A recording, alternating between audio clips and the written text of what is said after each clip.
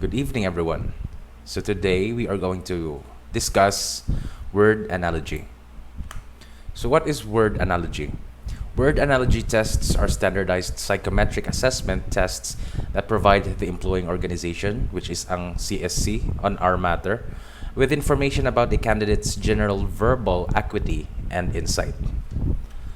Okay, so these are the several relationships between pairs of words that are possible.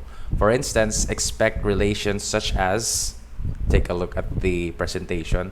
So these are the possible classifications of words nga magwa sa civil service exam. So first is we have antonyms. Words that have opposite meanings. Pretty, ugly, big, small. So sa first choice pa lang, if you see antonym siya, that means on the second part of the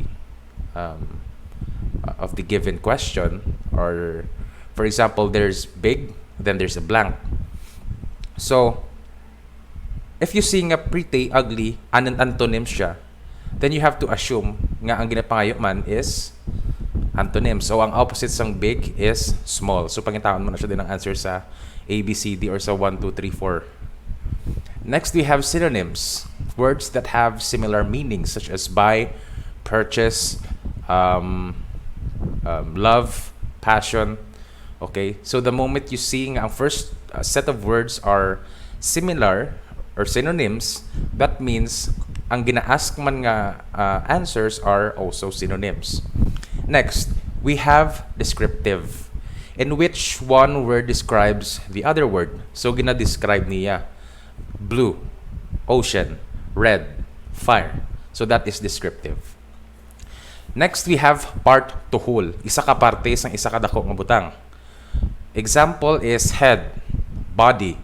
Another example, root, tree, door, house. So it's part of something whole.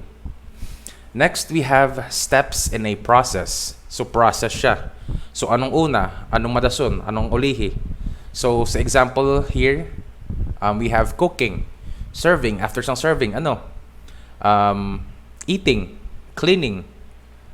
Okay, so those are steps in a process.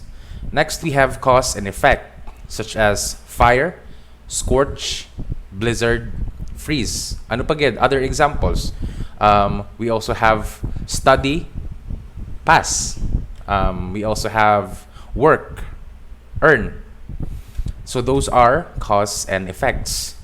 Next, we have things and their functions. So anong functions ng isa ka butang?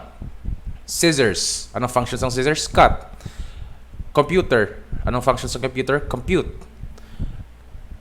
Anong functions ng calculator? That's calculate. Okay, so we have cause and effects. Another classification is things and their, item to category. So what is the category of lemonade? It's a beverage. What is the category of Cloud9? It's a snack. What is the category of chicken, for example? Protein. Okay. Next, we have implied relationships. Like, sa aton, it's innately, it's innately related na. Like for example, clouds, sun, ang nakikita naton, implied siya.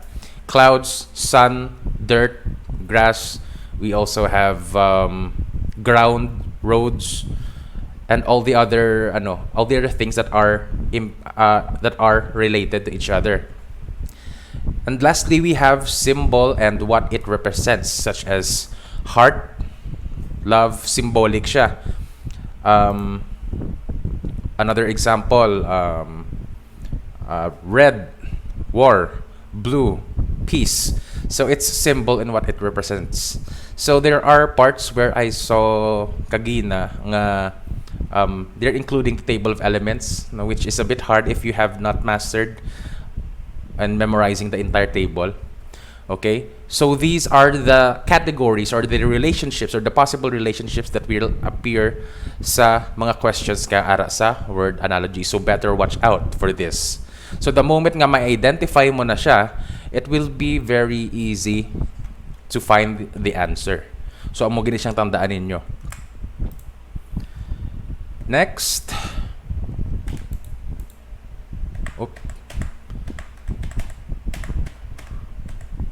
Okay, first example. Iron, metal. So, iron, metal is a classification kung sa diin siya nabilong. Ano siya nga classification? Which means granite is a rock. Okay. Next. Number 2. Decibel, sound. Volt, blank. So what is decibel to a sound? So decibel is a method of measuring sound. So how do we what is volt used for? It is used for electricity.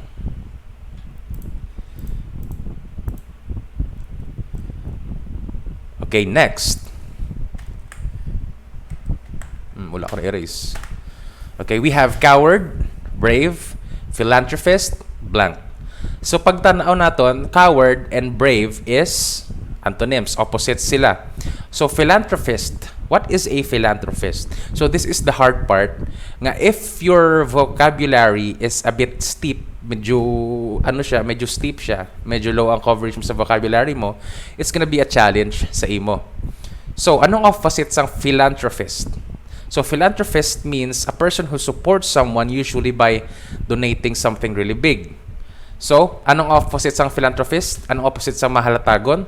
It's selfish. So the answer is number 1, selfish. Next, logic, reasoning, ethics, blank. So it's a component. It's a relationship. So ethics, diin related ang ethics. So ethics is related to behavior. So the answer is number 2. Next, antenna, signal, net, blank. Net diri ang ginapangayo ha, hindi internet. Antenna, anong ginakuha sang antenna? Signal. Anong ginakuha sang net? Okay, fish. So the answer is number 4. Next, we have this. Part of a whole. Stanza, poem. Act, blank. So sa poem, it is made by stanzas, no? So blank is made of act. So ano di ring answer? Movie ayhan, opera ayhan, song, lyric. So pagkakita mo sang word nga act, wala kita ga-acting sa songs, wala kita ga-acting sa lyrics. So we have 2 choices left. We have movie, we have opera. So the indirang answer. Okay? So the answer is number 2, ang opera. Nga aman, kay stanza and poem belongs to ginahimo na ni siyang daan sa una pa nga tiyempo. Sa una nga tiyempo, we do not have movies. We do not have movies, we do not have shows, we do not have TV shows. Pero sa una pa nga tiyempo, we already had opera. Sa opera, nag-act sila live. Sa movie, naka-act na sila nga daan, no? So the answer is number 2, opera. Next, astrology, astronomy. Relationship siya. It's a part mangyapon. Astrology is a part of astronomy. Next, alchemy is what? Sa alchemy mix ikaw sa mga chemicals. So ano na siya? It's chemistry. The answer is number 1, chemistry. Next, we have census, population. Inventory, blank. So ano din ang gina-inventory sa apat nga ina? Kung ang population ginakuha sa census, ang inventory naman niya para sa accounting, merchandise, cost, or list. Okay? So inventory is for merchandise. So ang answer is number 2. Gina-inventory mo ang merchandise. Okay. Next question. We have oath, promise, it's synonyms. Contract, blank. So, ang oath, mag-oath ikaw, nag-promise ikaw.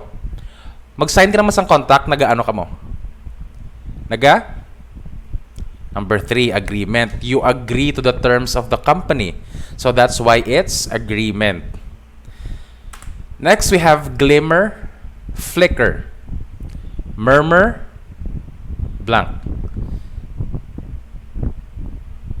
So, ang glimmer and flicker, it's a small emission of light, no? Murmur is nagaano ka? Naga-murmur ka, you're saying something silently. Which means the answer here is number 1, whisper. So that is how to find the answers in word analogy. First, you have to identify this, the antonyms, the relationships between the pairs of words, kung anong siya kaklase ng relationship. Then, you have to analyze the words here. Yan. And then find the appropriate answer. So I have a short tip here, how to pass word analogy tests. First is, the only way to become better at verbal analogies is through practice. Practice. There are a lot of civil service reviewers available online. No, maayawan lang ka mo answers ang tanan-tanan. Our verbal analogy tests are developed by professionals and provide you with full explanations. Next, try to determine the relationships between the first pair of words. Taraon mo tanay ang first pair of words gagawa ng relationship nila sa isa kag isa. Next, if wala kagin man na gasako or if malaba pag imo time, try mo to turn the analogies into sentences. Read the analogy problems as sentences even if they aren't actually written that way. No. So if it's a matter of instinct. So if para sa imo daw sakto ang grammar niya, sakto ang flow sang sentence naging obra nimo, probably it's the correct answer. But only use that as a last resort. Next, go through tough problems systematically. Hindi mo siya pagdali-dalion. If you encounter a word that is very hard, no? First is you have to determine the relationships, danay. Then look at the second word. Then i-elimination mo siya sa sa ang mga questions, you should eliminate it danay isa-isa kung anong related. Synonym ang ginipangayo, dapat synonym. Dindri ang galain sa apat na questions. If wala sila, you have to take it out. Next, read all of the answer choices first before making a decision. This might sound obvious, no? Obvious, no? But candidates commonly stop reading the answer choices once they found what seems like a strong match. Okay. So, based sa tip nga nakita ko online, muna ginauna nila lanay ang basa ang answers nga nakabutang. No, para pagbasa nila sang first 2 words sa analogy, dasig nila makita ang answer. Amo na if nagadali ka na gid. Next, if the meaning of a word is unknown, then try to recollect the context in which you have come across the word. If unfamiliar siya sa mo, if na-encounter mo na siya pero nalipat ka, try to surround that particular word, no, with the ideas that you know. Philanthropist, for example. Trophist, meaning to support. So, hasta nga you would be able to get the gist of the idea of the word. Bisan gist lang, bisan gamay lang insight sa word nga na, even if you don't totally know it. Next, also consider alternative meanings of words, because my words English nga naga-duplicate. So, like complement.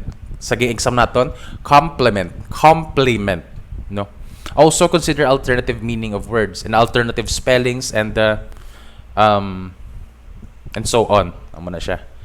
Next, take another look at the relationship possibilities as described kagina and try to look for them when trying to solve analogies. As I've said, no, you should try to find out the relationships. Like iron, FE. Description niya. Gold, AU. So, muna na siya din ang answer. So, taraon nyo gid ang relationship danay before ka mo magsabat. If all else fails, eliminate the unlikely answers and make an educated guess. Amo na yung pinaka last resort na gid kung na-stuck na da for like 5 minutes sa isa lang ka question. Eliminate the unlikely answers. If wala siya dito sa if may nakita ka nga irrelevant answers, kaksun mo ang duwa, now you have 50-50 chance, 50% chance nga magtama ikaw. Okay? So those are how to answer word analogy test sa civil service. No? In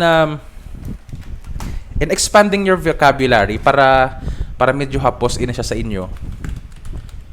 I have something to share nga na kuha ko man sa una sa sa call center.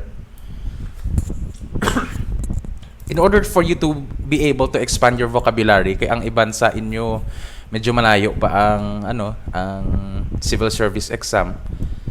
So kadto ka mo sa dictionary.com. You should do this on a daily basis and you should put it to heart.